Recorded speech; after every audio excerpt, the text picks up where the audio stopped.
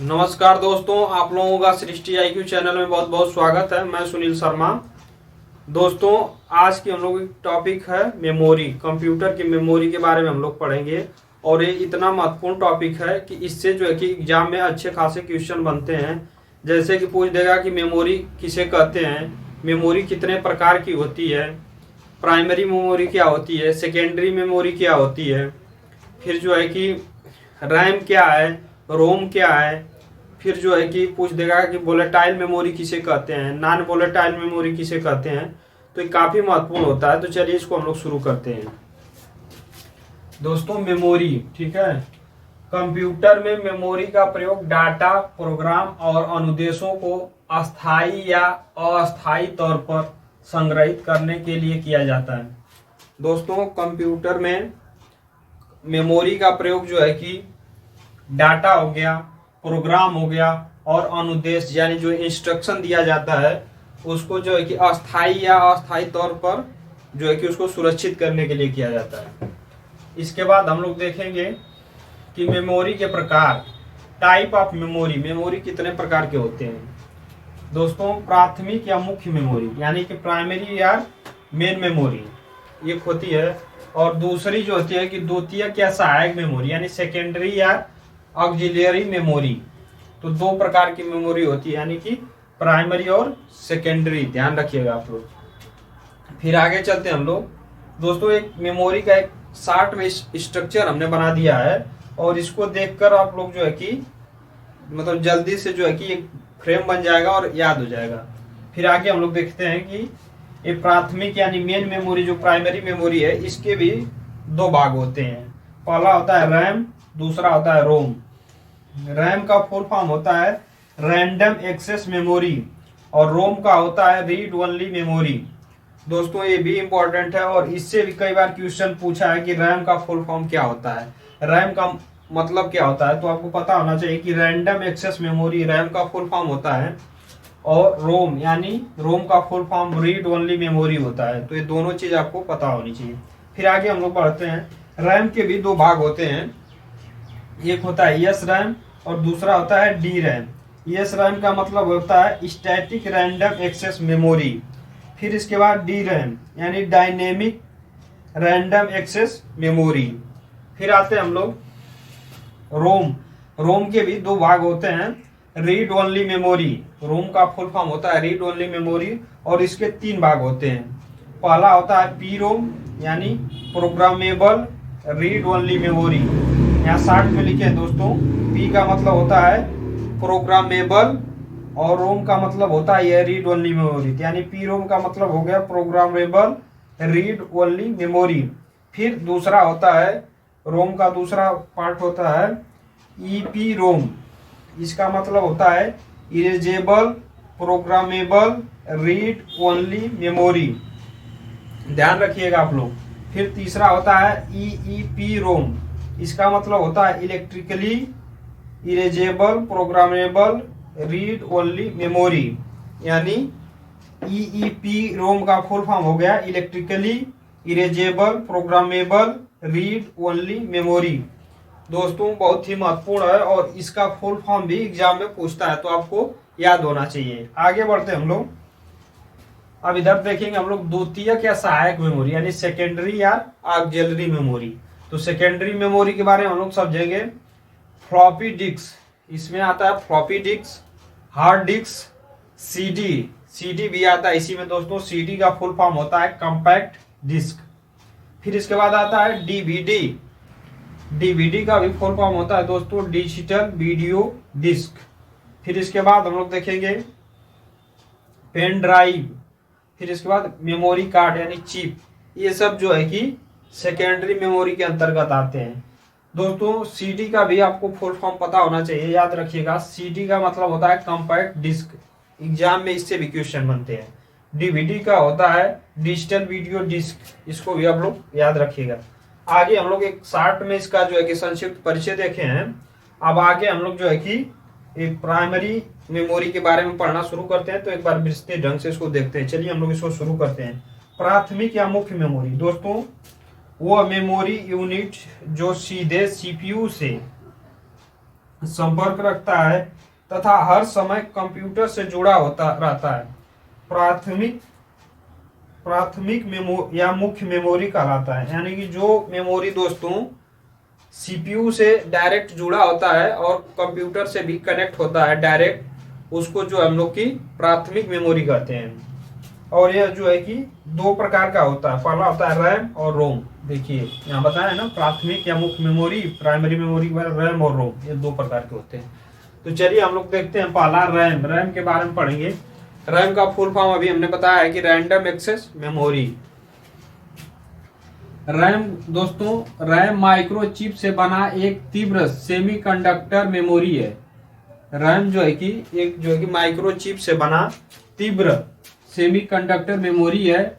यह एक अस्थाई यानी वोलाटाइल मेमोरी है। रैम जो है कि एक अस्थाई वोलाटाइल मेमोरी, ये भी ध्यान रखिएगा आप लोग।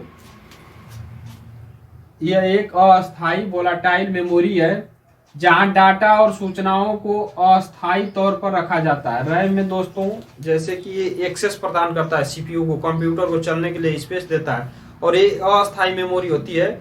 इस पर जो है कि आप डाटा को सेव करके नहीं रख सकते हैं। अगर देखिए यहाँ लिखा है ना, कंप्यूटर की पावर सप्लाई बंद कर देने पर रैम में जो संग्रहित डाटा होता है वो समाप्त हो जाता है। रैम को कंप्यूटर की वर्किंग मेमोरी कहा जाता है, यानी कि इसमें जो है कि आप डाटा को सेव करके नहीं रख सकते हैं, क्योंकि जिस समय हम लोग काम करते हैं वो एक स्पेस यानी स्थान प्रदान करता है उस पर वर्क करने के लिए, और जैसे ही आप वो काम करके हटेंगे इसके बाद जो है कि वो डाटा जो है कि स्वतः जो है कि अपने आप नष्ट हो जाता है, वहां से हट जाता है। इसीलिए कंप्यूटर को अस्थायी मेमोरी, रैम को अस्थायी मेमोरी कहते हैं। और ये जो है कि इसको जो है कि वोलाटाइल मेमोरी बोलते हैं। वोलाटाइल, ध्यान रखिएगा आप लोग, रैम को ही वोलाटाइल मेमोरी कहते हैं, क्योंकि ये भी कई बार एग्जाम में क्वेश्चन बना है और ये काफी महत्वपूर्ण होता है, इसको ध्यान रखिएगा। वोलेटाइल मेमोरी किसे कहते हैं, तो रैम को कहते हैं। फिर इसके बाद दोस्तों यह दो प्रकार का होता है। एस रैम, यानी एस रैम का मतलब होता है स्टैटिक रैंडम एक्सेस मेमोरी। फिर आता है डी रैम। डी रैम का मतलब होता है डायनेमिक रैंडम एक्सेस मेमोरी। तो रैम दोस्तों दो प्रकार का होता है, एस रैम और डी रैम।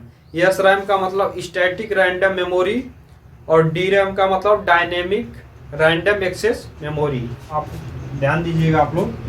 फिर इसके बाद हम लोग रोम के बारे में जानेंगे। रोम का दोस्तों फुल फॉर्म होता है रीड ओनली मेमोरी। यह एक अस्थाई यानी नॉन वोलाटाइल मेमोरी है। दोस्तों आप लोग कंफ्यूज मत होइएगा, क्योंकि एग्जाम में क्वेश्चन बनता है। रैम जो है कि वोलाटाइल मेमोरी है और रोम जो है कि नॉन वोलाटाइल है, यानी कि ये एक अस्थाई मेमोरी है। यह एक अस्थाई यानी नॉन वोलाटाइल मेमोरी है और इलेक्ट्रॉनिक मेमोरी है जिसमें संग्रहित डाटा व सूचनाएं स्वयं नष्ट नहीं होती हैं तथा उन्हें बदला भी नहीं जा सकता है। मतलब इसमें जो है कि जो सूचनाएं सुरक्षित होती हैं ये अपने आप स्वयं नष्ट नहीं होती हैं और इनको बदला भी नहीं जा सकता है, क्योंकि रोम सूचनाएं निर्माण के समय ही, मतलब रोम में सूचनाएं निर्माण के समय ही भर दी जाती हैं। जब वो उसका मैन्युफैक्चरिंग होता है उसी समय इसमें सूचनाएं डाल दी जाती हैं तथा कंप्यूटर इन्हें केवल पढ़ सकता है और इनमें परिवर्तन नहीं कर सकता है। इसलिए इन्हें रीड ओनली मेमोरी कहते हैं, यानी कि कंप्यूटर जो है कि रोम की सूचनाएं केवल रीड कर सकता है, पढ़ सकता है, और उसको जो है कि उसमें कुछ एडिट नहीं कर सकता। इसलिए इसको हम लोग रीड ओनली मेमोरी कहते हैं। फिर हम लोग आगे देखते हैं दोस्तों, ये 3 प्रकार की होती है। रोम भी 3 प्रकार की होती है। आगे देखेंगे कौन कौन है। तो ये पी रोम यानी programmable read only memory, P ROM. फिर इसके बाद आता है ईपी रोम। ई का मतलब हो गया इरेजेबल, पी का मतलब हो गया प्रोग्रामेबल रीड ओनली मेमोरी। फिर इसके बाद हम लोग देखेंगे पी का मतलब दोस्तों programmable read only memory, EP का मतलब erasable programmable read only memory, और ईईपी रोम का मतलब होता है electrically erasable programmable read only memory, यानी ईईपी का मतलब erasable programmable electrically erasable programmable read only memory. तो दोस्तों आप लोग ध्यान रखिएगा, रोम जो है कि 3 प्रकार का होता है। कौन कौन? तो पी रोम, ईपी रोम और ईईपी रोम। और तीनों का फुल फॉर्म भी पूछता है, तो फुल फॉर्म भी याद रखिएगा आप लोग। दोस्तों आप हम लोग जो है कि द्वितीयक मेमोरी के बारे में जानेंगे। द्वितीयक या सहायक मेमोरी यानी सेकेंडरी मेमोरी के बारे में देखेंगे। द्वितीयक मेमोरी में डाटा और सूचना की बड़ी मात्रा में संग्रहित करने के लिए प्रयोग किया जाता है। दोस्तों द्वितीयक मेमोरी को जो है कि बड़ी मात्रा में डाटा और सूचना को सेव करने के लिए, सुरक्षित करने के लिए इसका प्रयोग किया जाता है। इसे अस्थायी मेमोरी भी कहा जाता है और ये एक अस्थायी मेमोरी होती है। इसकी स्टोरेज क्षमता लगभग असीमित होती है, परंतु डाटा ट्रांसफर करने की गति जो है कि थोड़ी धीमी होती है। यानी प्राइमरी मेमोरी की अपेक्षाकृत इसकी डाटा जो है कि ट्रांसफर करने की गति थोड़ी धीमी होती है। सहायक मेमोरी एक अस्थायी मेमोरी यानी सेकेंडरी मेमोरी एक अस्थायी मेमोरी होती है, जिसे हम लोग नॉन वोलाटाइल मेमोरी कहते हैं। दोस्तों काफी ध्यान देने वाली बात है, क्योंकि वोलाटाइल और नॉन वोलाटाइल से क्वेश्चन हमेशा बनता है, किसी न किसी एग्जाम में बनता है, तो इसको आप लोग ध्यान दीजिएगा। रैम जो है कि नॉन वोलाटाइल है, और जो है कि सेकेंडरी मेमोरी जो भी है जिसमें परमानेंट स्टोरेज यानी अस्थायी स्टोरेज डिवाइस जो भी है, जो भी मेमोरी है, उसको नॉन वोलाटाइल कहते हैं। यानी जितने भी सेकेंडरी मेमोरी है ये नॉन वोलाटाइल है। रैम जो है कि केवल वही जो है कि वोलाटाइल है और बाकी नॉन वोलाटाइल है। रोम भी नॉन वोलाटाइल है। रोम तो है प्राइमरी मेमोरी, लेकिन वो भी नॉन वोलाटाइल है, तो इसको आप लोग ध्यान रखिएगा। और सेकेंडरी मेमोरी भी नॉन वोलाटाइल है। अब हम लोग देखेंगे कि सेकेंडरी मेमोरी में कौन कौन से जो है कि डिवाइसें आती है। मैग्नेटिक टेप हो गया, ये भी सेकेंडरी मेमोरी है। हार्ड डिस्क हो गया, फ्लॉपी डिस्क हो गया, सीडी का दोस्तों ये भी जो है कि सेकेंडरी मेमोरी है, और इसका फुल फॉर्म अभी हमने बताया है कंपैक्ट डिस्क। डीवीडी दोस्तों इसका फुल फॉर्म होता है डिजिटल वीडियो डिस्क या डिजिटल वर्सेटाइल डिस्क, ये भी ध्यान रखिएगा आप लोग। पेन ड्राइव हो गया, मेमोरी कार्ड हो गया, ये सब दोस्तों एक अस्थायी स्टोरेज यानी परमानेंट स्टोरेज डिवाइस है, और ये जो है कि सेकेंडरी मेमोरी भी है, सेकेंडरी मेमोरी के अंतर्गत आती है। फिर हम लोग आगे बढ़ेंगे, प्राथमिक और द्वितीयक मेमोरी में अंतर जानेंगे कि प्राथमिक मेमोरी और द्वितीयक मेमोरी यानी प्राइमरी और सेकेंडरी मेमोरी में अंतर क्या है। तो चलिए इसको हम लोग देखते हैं। यहाँ प्राथमिक मेमोरी और इधर द्वितीयक मेमोरी। तो दोस्तों पहले स्थान की बात करेंगे। तो स्थान में जो है कि प्राथमिक जो है कि यानी प्राइमरी मेमोरी में जो है कंप्यूटर के भीतर होता है। कंप्यूटर के भीतर ही जो है कि प्राथमिक यानी प्राइमरी मेमोरी लगी होती है, और द्वितीयक मेमोरी जो है कि मुख्यतः कंप्यूटर के बाहर यानी कंप्यूटर के बाहर लगाया जाता है। जैसे हार्ड डिस्क हो गया तो कंप्यूटर के अंदर होता है सीपीयू में, लेकिन फ्लॉपी डिस्क हो गया, मैग्नेटिक टेप हो गया, सीडी हो गया, डीवीडी हो गया, पेन ड्राइव हो गया, ये सब जो है कि मेमोरी कार्ड हो गया, ये बाहर से भी लगाए जा सकते हैं। फिर इसके बाद प्रकार में जो है कि प्राथमिक यानी प्राइमरी मेमोरी अस्थायी यानी ये वोलाटाइल होती है, और द्वितीयक मेमोरी जो है कि अस्थायी यानी ये नॉन वोलाटाइल होती है। इसमें डाटा अस्थायी परमानेंट सुरक्षित किया जाता है, और इसमें जब सिस्टम चल रहा होता है तो प्रोसेसिंग के समय उसके स्पेस का यूज किया जाता है। बाकी अगर पावर की सप्लाई रुक जाती है तो ये समझिए कि वो डेटा नष्ट हो जाता है, उसमें अस्थायी डाटा सुरक्षित नहीं होता है, सेव नहीं होता है। इसके बाद क्षमता की बात करेंगे। तो प्राथमिक मेमोरी की जो है कि क्षमता सीमित होती है, और द्वितीयक यानी सेकेंडरी मेमोरी की क्षमता असीमित होती है, ये भी ध्यान रखिएगा। गति में जो है कि प्राथमिक मेमोरी की गति तेज होती है, फास्ट होती है द्वितीयक मेमोरी की अपेक्षाकृत, और द्वितीयक मेमोरी जो है कि अपेक्षाकृत इसकी मेमोरी धीमी होती है। प्राथमिक मेमोरी की अपेक्षाकृत द्वितीयक मेमोरी की गति जो है कि धीमी होती है। फिर हम लोग देखेंगे कि एक्सेस टाइम। दोस्तों एक्सेस टाइम जो है कि इसका गति तेज होने के कारण जो है कि प्राथमिक मेमोरी का प्राइमरी का एक्सेस टाइम यानी कम समय लगता है, नैनो सेकेंड में, और द्वितीयक मेमोरी का जो है कि इसका थोड़ा सा गति स्लो होती है, तो इसलिए इसका मिली सेकेंड में चला जाता है। फिर इसके बाद हम लोग देखेंगे प्रति बिट लागत यानी इसका जो है कि एक्सपेंसेस खर्चा कितना आता है इसको बनाने में। तो प्राथमिक मेमोरी को बनाने में थोड़ा सा अधिक खर्चा आता है अपेक्षाकृत द्वितीयक मेमोरी के, और द्वितीयक मेमोरी का जो है कि खर्च जो है कि प्रति बिट इसको बनाने में प्राथमिक मेमोरी के अपेक्षाकृत कम आता है, तो इसको आप लोग ध्यान रखिएगा। फिर आगे चलते हैं दोस्तों। एक मेमोरी होती है कैश। कैश मेमोरी का उपयोग दोस्तों हम लोग इसलिए करते हैं कि जब कंप्यूटर की स्पीड स्लो होती है तो इसका प्रयोग हम लोग प्राथमिक मेमोरी और सीपीयू के बीच में कैश मेमोरी को लगा देते हैं, तो प्रोसेसर की स्पीड बढ़ जाती है। तो स्पीड बढ़ाने के लिए कैश मेमोरी का हम लोग उपयोग करते हैं। देखिए कैश मेमोरी, इसका स्पेलिंग दोस्तों CACHE होता है।